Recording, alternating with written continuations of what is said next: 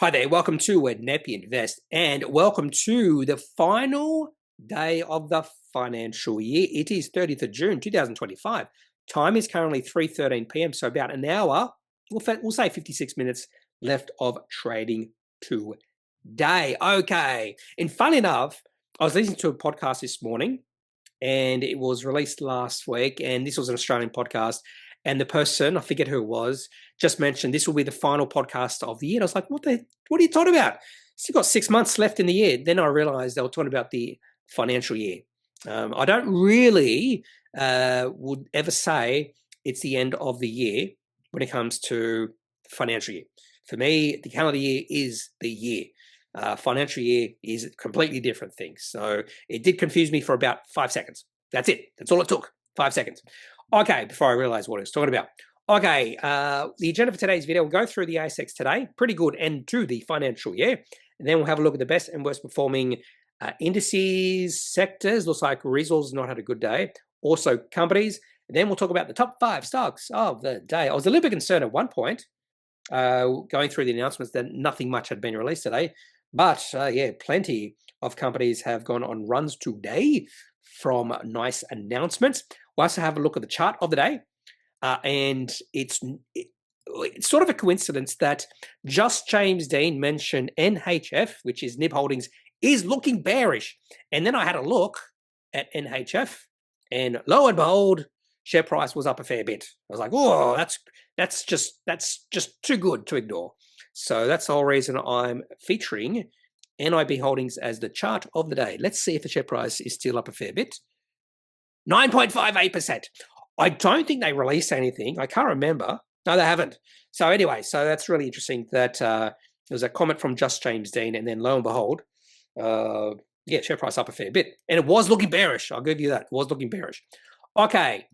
And then maybe one of your comments, although really looking at NHF or NIB Holdings is probably the comment that I'll be focusing on today's video. Now on to the ASX Today. And we are up. We've had a pretty good day. I thought we might be up a little bit, not this much. So just before I started recording, I went, oh, why are we up almost 0.6%? When at one point this morning, we're only up 0.2%. Is it because the American futures or maybe Asian markets? Nikkei up 0.95%. So they have been on a nice run recently. Hang Seng down 0.32%. They are trading. But American futures, NASDAQ up 0.53%. Dow Jones up 0.59%. I think that has led to us having a pretty good day today. And a pretty nice start after the sort of the bit of a fall last week. Okay, so that's why I think we've had a pretty good day. I did not have a look at trading economics to see if there was anything else that has happened today. So let's do that right now. China manufacturing shrinks to the least in 3 months. China services growth at 3-month peak. New Zealand business mood rises from 10-month low. So maybe it's time to think about buying some New Zealand-based companies. Japanese shares track Wall Street rally. Oil falls amid easing Mid-East tensions. There you go. So let's have a look at the rest of the market today. Best and worst performing sectors. So I'm assuming mining and energy maybe have had a bad day. And there is energy down up a little bit. Staples almost flat, but again, that's defensive, and materials are down. Healthcare up a lot, 1.93%. Discretionary and IT up a fair bit as well. In fact, you could also say telecommunications, industrials, and financials all up a fair bit today. So a broadly pretty good day apart from mining, and really led by tech and healthcare. And gold's up 0.5%. So I'm assuming iron ore's down a little bit today. Just assuming. ASX 20 up 0.38%. So not quite as good. So I'm assuming in BHP's down, Fortescue's down, Rio Tinto's down. I'm also assuming if there's another mining company in there, the ASX 20, it's down. Maybe Woolworths is down. Maybe Woodside's down. Just maybe at this point. Maybe Transurban, that sort of thing. So I'm just thinking of defensive companies. So let's have a look at the ASX 20. I would say 6 down, 14 up. No, 7 down, 13 up. Oh, I should have gone in my first thoughts. 6 down, 14 up. Again, 14th of June. 6. Oh, okay, so let's have a look to see how right I am. Rio Tinto, BHP, Fortescue all down. So a bit of weakness today in iron ore, but that could be because there was a bit of strength last Friday.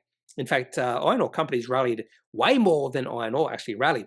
And in fact, Woodside is down and Woolworths is down. So I got 5 of these companies right. I did not expect ANZ to be down, and CBA is only up 0.1%. So that's a bit of a surprise, those 2 companies. I would have expected both of those companies to be probably in the green today and highly in the green. Okay, best performing company is Macquarie Group. So that's the ASX 200 banks. That's why banking sector's done well today, is because of Macquarie Group. CSL up 2.55%. That's probably why healthcare's done well. Sigma Healthcare's done well as well. Kumar Group, Transurban. I thought maybe Transurban will be down. It's up 1.2%. Okay, now on to just looking at these articles. Central banks are doubling down on gold. Should you? I'm not going to answer that. Top gainers. And let's see if there's any massive surprises here. A company called Lodestar Minerals is the best performing company by percentage change, although the share price is 1.1%. I am assuming this company has not released anything today. It's just a bit of noise, or maybe not. Oh, it's up 100% now. And, oh, hello, capital raising.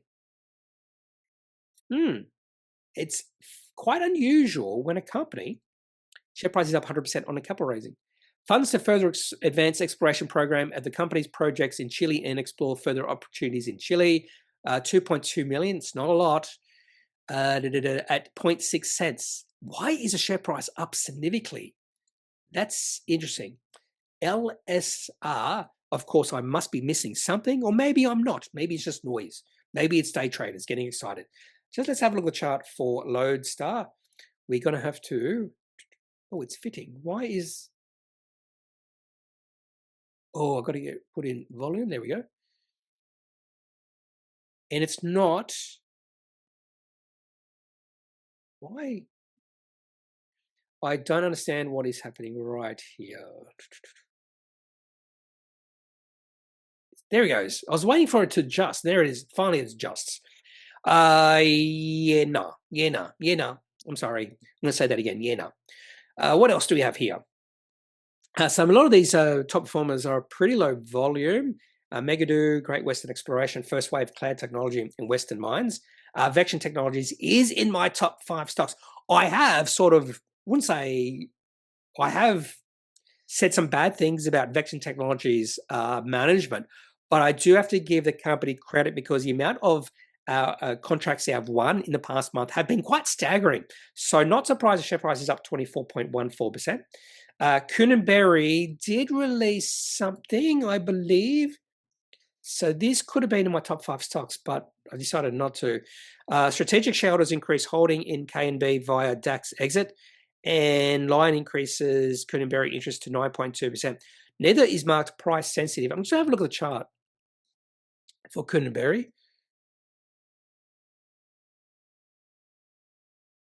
Just take your time. Take your time trading views. We're in no rush. I've noticed that trading view is becoming slower and slower. Now, it could be my parents' place. Maybe their internet's a little bit slower. It's definitely slower than the old place, but it's not that slow. Anyway, so I did not realize Kuhn & share price has fallen a fair bit. Went to 9.5 cents and dropped all the way down to 3 cents. And this company had been popping up on my radar. Yeah, it started the year and beautiful run. And then you can see a massive pullback. So maybe the bottom has been reached for Kuhn & Maybe now is the time to buy some Kuhn & shares. What else do we have here? Nothing of note. Motorcycle Holdings, share price up 20%. They did release an announcement last Friday. I did not see that announcement until today. The whole reason I only saw it was because the share price was up 20%, and I am trading it. And I went, what's happening here? Oh, they released an announcement last Friday. SciDev, definitely in my top 5 stocks, up 20%. And MTM Criticals, another good day. I don't think they released anything. I think this is just, again, MTM Critical. Let's just make sure they have, oh, they did release something. Shareholder general meeting presentation. So maybe there must be something in that presentation.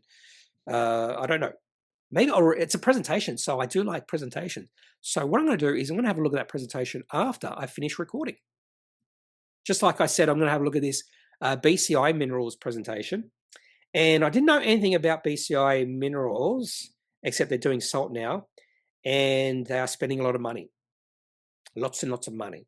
And they'll be in production by the end of 2026. So still a bit of time until they get into production. We're talking about 18 months from now.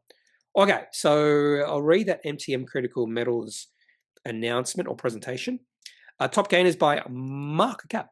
James Hardy. James Hardy, what's happening there? Chart. Some might say James Hardy is a high quality company. I would call James Hardy a borderline high quality company. Just have a look at the chart now for James Hardy, and with Training View being stupid, we just have to wait our time. Maybe I have to refresh it. That's just taking way too long. JHX. Yeah, that's a little bit quicker. Yeah.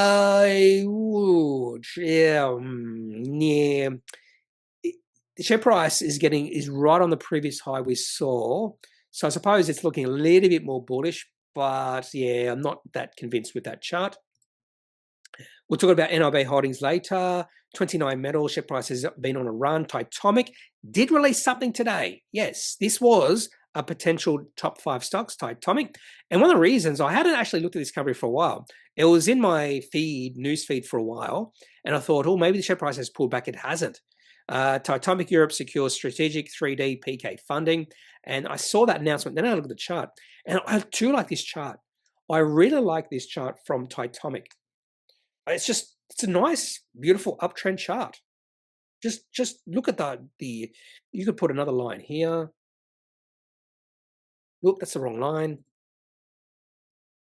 Where's my lines? There it is. You could put sort of 2 lines here like that. And the shares of Titomic have been trading in this trading range. So you buy the bottom, sell the top, if you want to, or you can just keep on holding. Anyway, so that's Titomic. What else do we have here? By the way, the market cap of that company is like almost $400 million. Elside, another good day for that company. And Euros Hartleys. This company popped on my radar a few months ago. There's a fair bit of buzz about that company. And then they're doing it was capital return or something.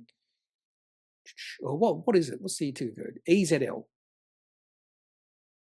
And then I had a look at the chart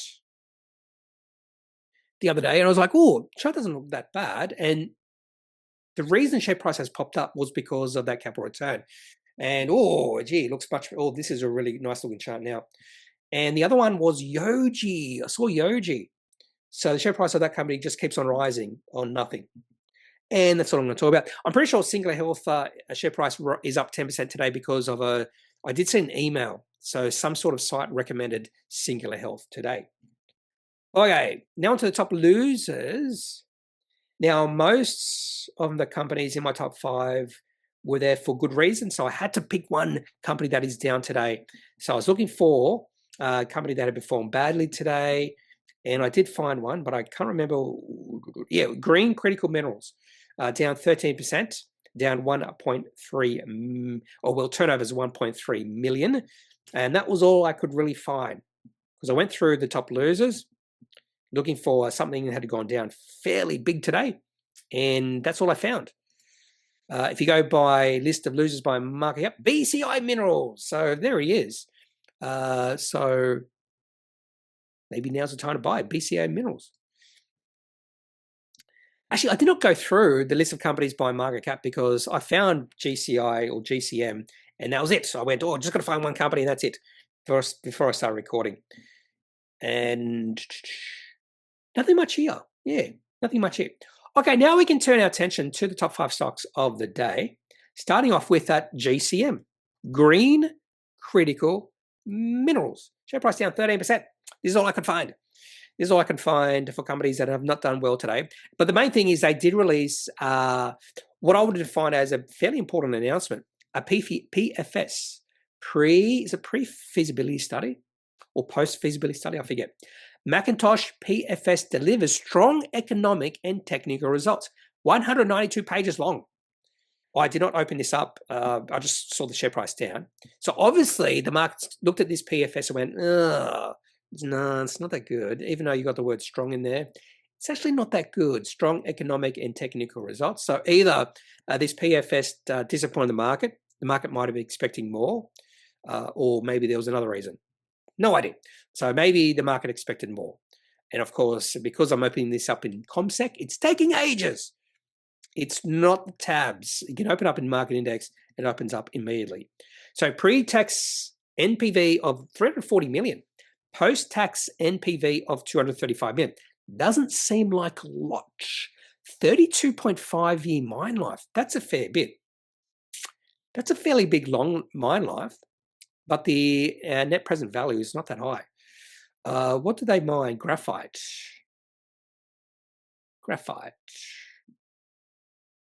Life of mine, revenue of $3.2 billion. That's not a lot out of that sort of mine life. That's, what's that, $100 million a year? So it's not, yeah, it's not a lot. Maybe I can understand why the market's not excited, because project free cash flow, oh no, that's just cash flow. And NPV 234 million, project IRR post-tax 25.3%, project payback period from production start 5.7 years. That's actually a little bit excessive, it seems like, as well. Okay, that's what I'm going to talk about when it comes to GCM. I don't mind PFSs. I do like that you get a fair bit of information. And GCM, let's have a look at this one. The chart. Oh, not a bad looking chart before today. Even today, even though share price has pulled back, I don't mind this chart. I like the volume, nice volume increase on 30th of October. Share price up 250% on that day, and the share price went sideways, and then another rapid decline in share price on even higher volume. And I wouldn't say higher volume, but the volume was higher for longer, and then the nice little pullback, and share price got to a new high recently at 2.6 cents. Anyway, so that's Green Critical Minerals. The other thing I should look at is the market cap of this company, because if the market cap of this company is like $1 million, maybe $49 million. There you go. 2.45 billion shares on issue. I suppose because of the size of the company, but again, 5-year payback, and that's after they started producing. It seems like, I don't know. Okay, coming in at number 4, we have Motorcycle Holdings. So I am trading this one. And share price up 19.33% on acquisition of Peter Stevens and Harley Heaven. So this was released 5:05 p.m. last Friday. I missed this one until today when I saw the share price up significantly. So I did actually have a quick look at this. So apparently these dealerships are pretty old. Yeah, talking about founded in 1970 by the Chiodo family, and the transactions cash price expected to be in the range of $7 to $9 million. That doesn't seem a lot. Acquisition is to be funded through cash reserves and bailment facilities. The acquisition is expected to be earnings accretive, and I think every single acquisition announcement has that in it.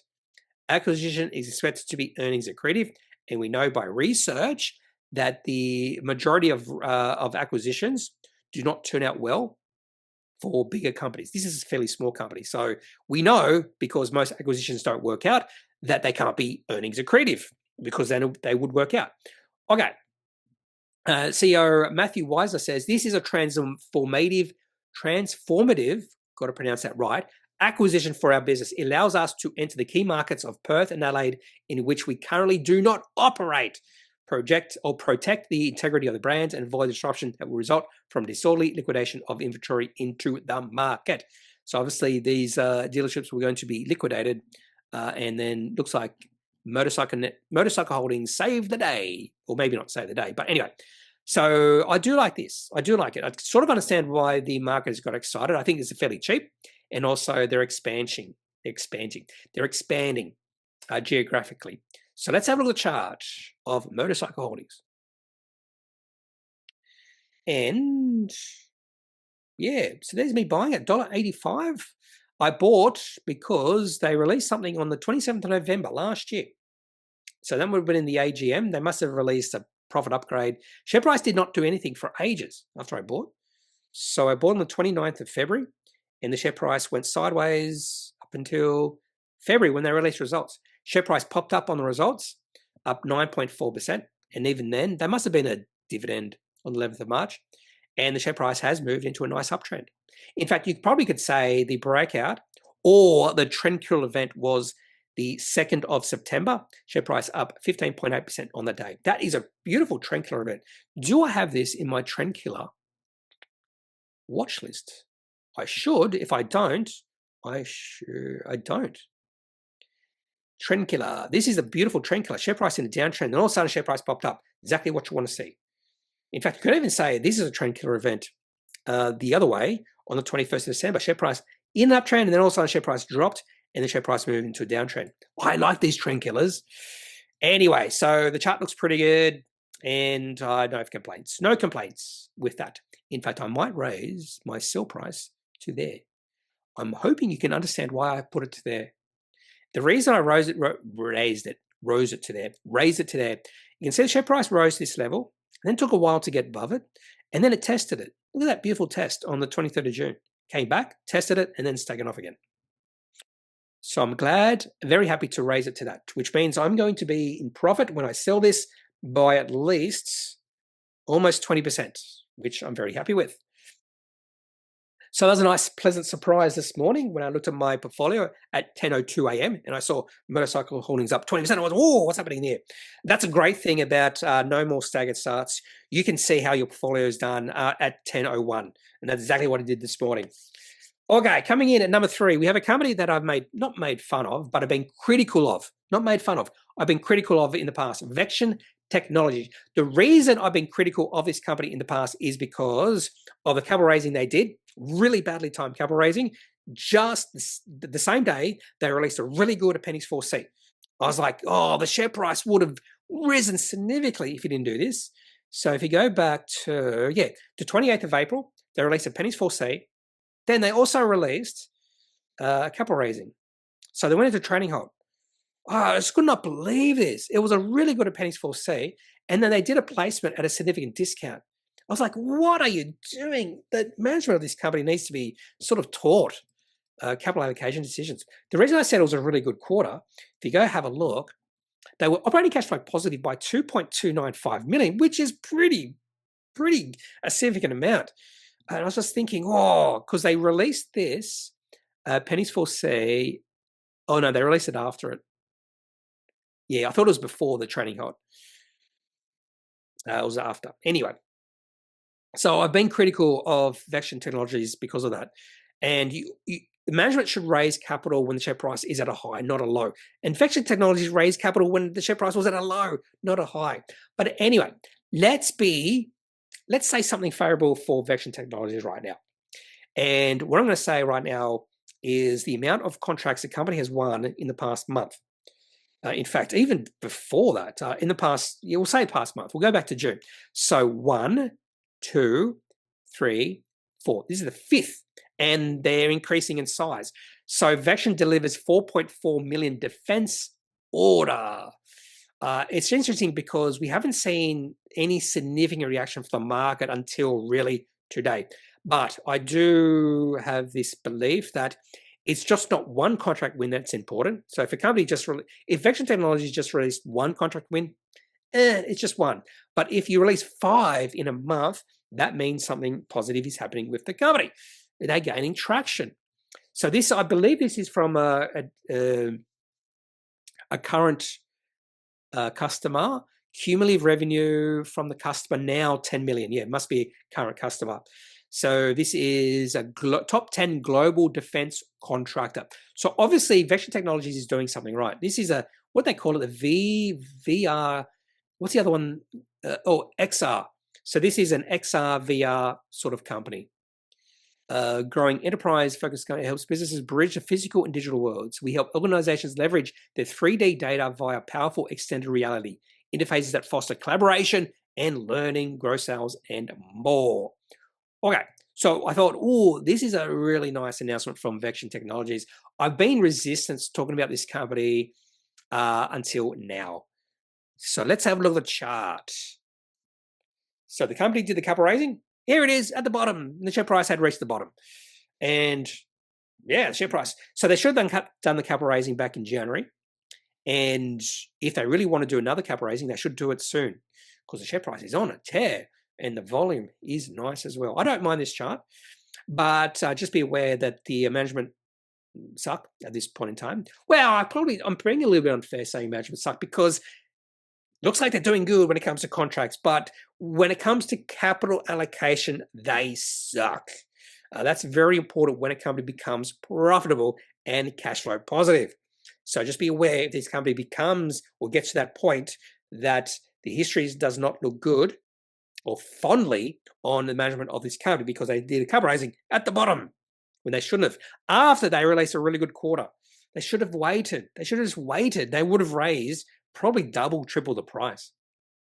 And the reason that's important because when you raise at the bottom, you're being way more dilutive to shareholders than if you raise at a much higher price. So I forget what the price they raised at, maybe 1.5 cents or something.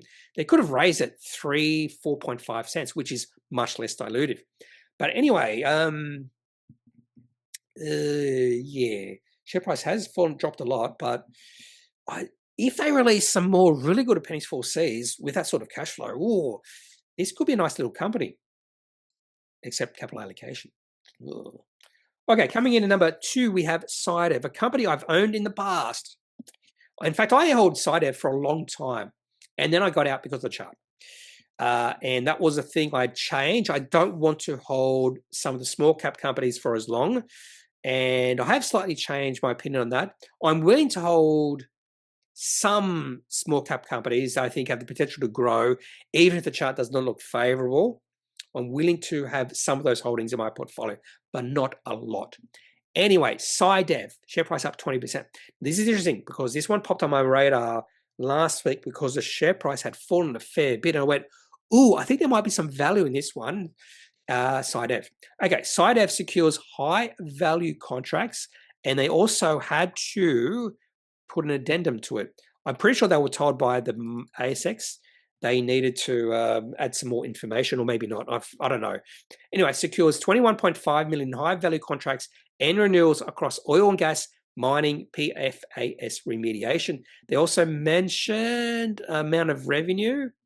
Subject to further contract wins, management expect to deliver financial year 26 revenue in the range of $120 to $140 million. So this company is becoming bigger and bigger.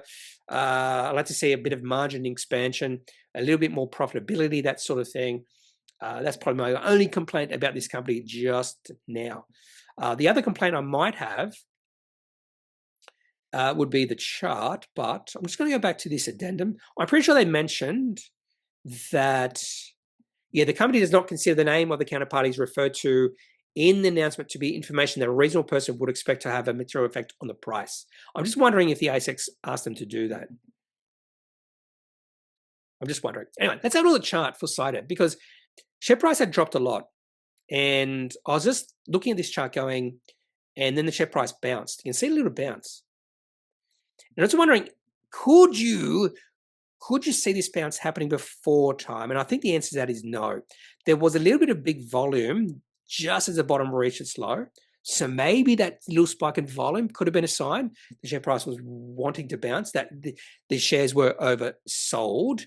And you could have maybe even included the RSI to have a look at this. And they were, shares in this company were definitely oversold at that point. So I'm just wondering, a combination of RSI, a little bit of a spike in volume, could have been a sign that the share price had reached a low. And that low was around about 26 cents. So share price has gone from 26 to 36 cents. But otherwise, because we've had this pretty nice bounce, there would be shareholders who bought at much higher levels who now wanted to sell. But anyway, the chart is not the best looking chart. Okay, so that is SciDev. Coming in number 2. Coming in number 1, I'm almost going to say the share price of this company has not gone up a lot, even though they did release an upgrade. And that is Superloop. So you might be saying, why is this the stock of the day? Superloop Group guidance upgrade. That's it. Guidance upgrade. Now, when a company upgrades their guidance, share price should pop up a fair bit, you would think. So this is another reason why when you see a company share price in an uptrend, a long-term uptrend, and they release an upgrade, it's usually a sign that the market expected an upgrade. The market was thinking there was going to be an upgrade. So that's why we haven't seen much of a rally today. Share price was up, what's that? Was up probably about, what's that? 20-cent rise, about 7%, 7 or 8% on open. So there was an initial positive reaction, but that was probably retail investors getting excited about the upgrade. Now, I'd get much less excited about these sort of upgrades for companies whose share price is an uptrend compared to a share price of a company going sideways. So when a share price of a company is going sideways, even down a little bit, and then the company releases an upgrade, you can get a trend killer event, and you might get a breakout. And that's what I'm looking for. In these sort of situations or these sort of setups, you're not really seeing a breakout because the share price is already in an uptrend. And that's why these are a little bit less powerful than those other type of upgrades when the share price is going down or going sideways. So this is a good upgrade. This is a good upgrade, nothing wrong, but I'm not surprised the share price has not really rallied. Okay, so underlying EBITDA, they were expecting it to be between 83 and 88 million. Now they're expecting it to be above 91 million. So nice upgrade from the company. And the other thing I should mention is this is a one-pager. I've mentioned this before. A lot of upgrades can just be one line. They really didn't need the first line here. In fact, they didn't really need any other lines. All they needed was we're upgrading EBITDA from 83 to 88 to 91 million. That's it. So let's have a little chart, and you'll see why I think, based off my theory, my hypothesis, why the share price of Superloop has not really gone up significantly today, because the share price has been on a pretty nice tear since April. Share price has gone from $2 up to $3. So it's gone up 50% in a fairly short period of time. And to be honest with you, look at this chart. This is a beautiful looking chart. There's me buying at 80 cents back in February. So, yep, no reason to sell this. We have seen a little bit of selling today, which is understandable because of the rapid rise in share price. So again, by the way, I'll just point out here, if the company released this profit upgrade back in middle of April, instead of share price going sideways for quite a few months, that would have been sort of more of a breakout. Sort of like instead of share price going up in late April, if they released it then, I would have been much more excited. And I think the share price could have gone on a run then. Okay, so that's Superloop, the stock of the day. Even though the share price is only up a little bit, it's an upgrade. It's a good thing for shareholders. Now on to the chart of the day. So again, Just James Dean says, NIB Holdings is looking bearish, and then lo and behold, share price up 10%. Oh, 9.66%. Maybe there's a reason behind it. I don't know.